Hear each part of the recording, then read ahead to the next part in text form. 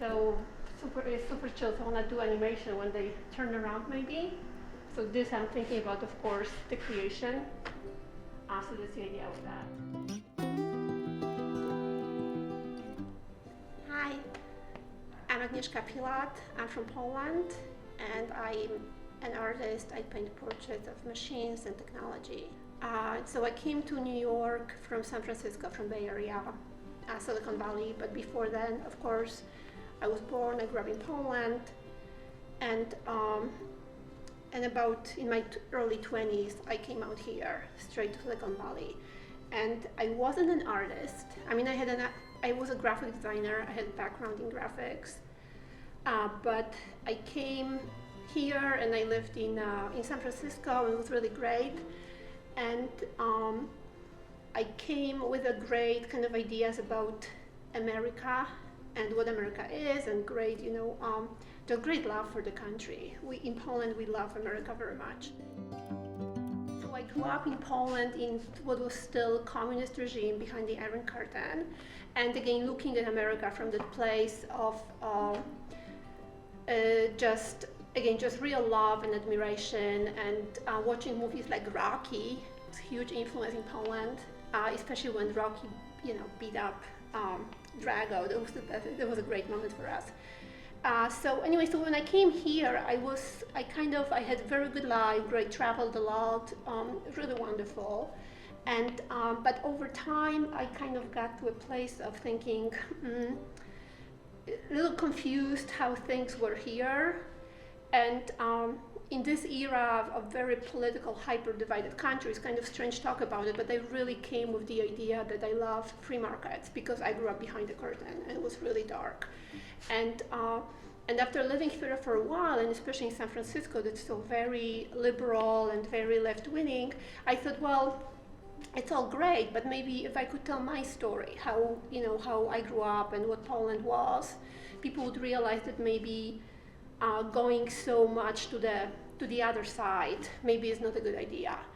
And meanwhile, around the same time, actually someone gave me a book, Atlas Shrugged, and that had huge influence on me. And I kind of grew out of it a lot, but in the background of my mind, Atlas Shrugged is still a pretty important piece of my, ideas about morality. So I decided, well, I'm gonna go back to school. I'm gonna go to art school and get trained and become the best graphic novelist in the world, and I'm gonna do a graphic novel based on Atlas Shrugged. So that's how I got back into art in this weird, kind of complicated way. And so I was studying illustration, and 2 years into the academy, I kind of realized I don't really like illustration that much, and I moved towards fine art. And part of it was also, I still didn't disown the book. I was still very much gung-ho on doing Atlas Shrugged, but I figured to be the best graphic novel artist, I need to become the best painter, the best fine art painter. And when I started doing fine art and painting, it became such a big part of me, and I realized how much I loved it.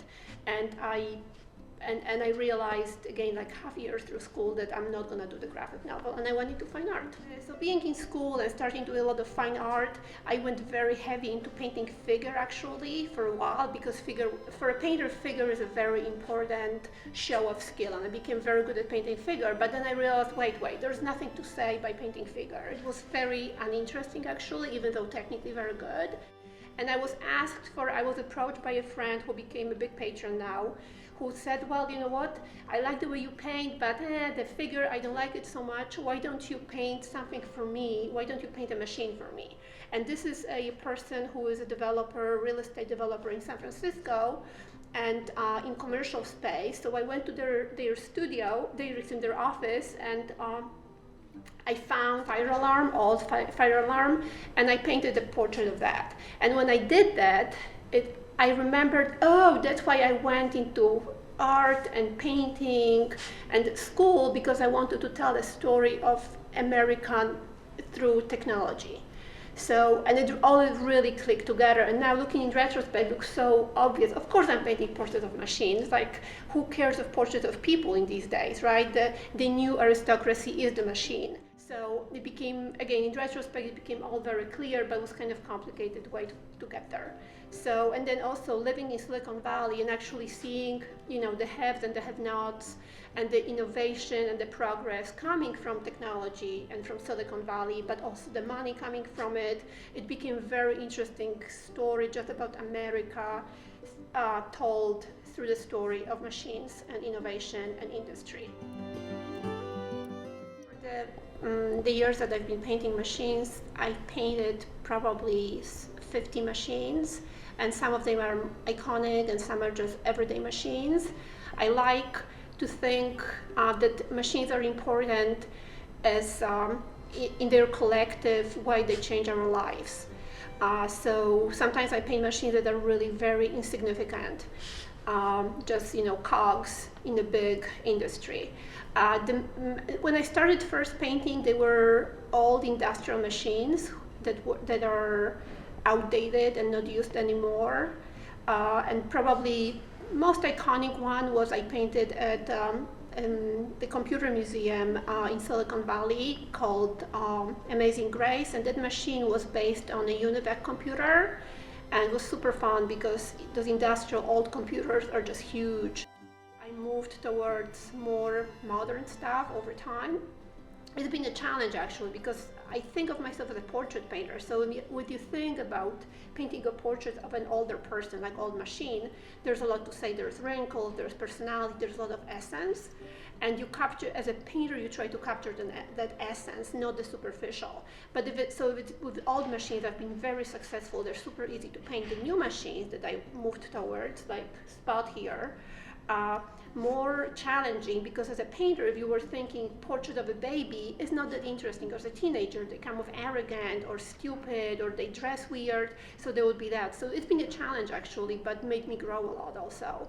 So from the new stuff, I'd say Spot is one of my favorites. Also, and I called it Marcella. So the concept behind this painting is that I wanted to pay tribute to Marcel Duchamp. This is a very historically important painting. So just like Duchamp, who with the nude descending the staircase, this is Marcella after Marcel Duchamp. So there's that connection historically. Now, the business of art, I don't recommend it. It's very hard. No, it's wonderful because I do what I love doing. It's not the best or easiest way to make money, but here I am in New York, in the best, probably the most expensive real estate in the world. The residency here in New York is sponsored by the Silverstein Properties, and what's interesting about this is that Larry Silverstein, when he signed the lease for the World Trade Center for the Lower Manhattan, he had this dream, I'm gonna rebuild it in a way rebuild it. The towers were still here, so that's the interesting part. And so he wanted to revive and make it more a better place to live and to work. So Larry Silverstein, who was already an older gentleman, he signs the lease, and 6 weeks later, the towers come down.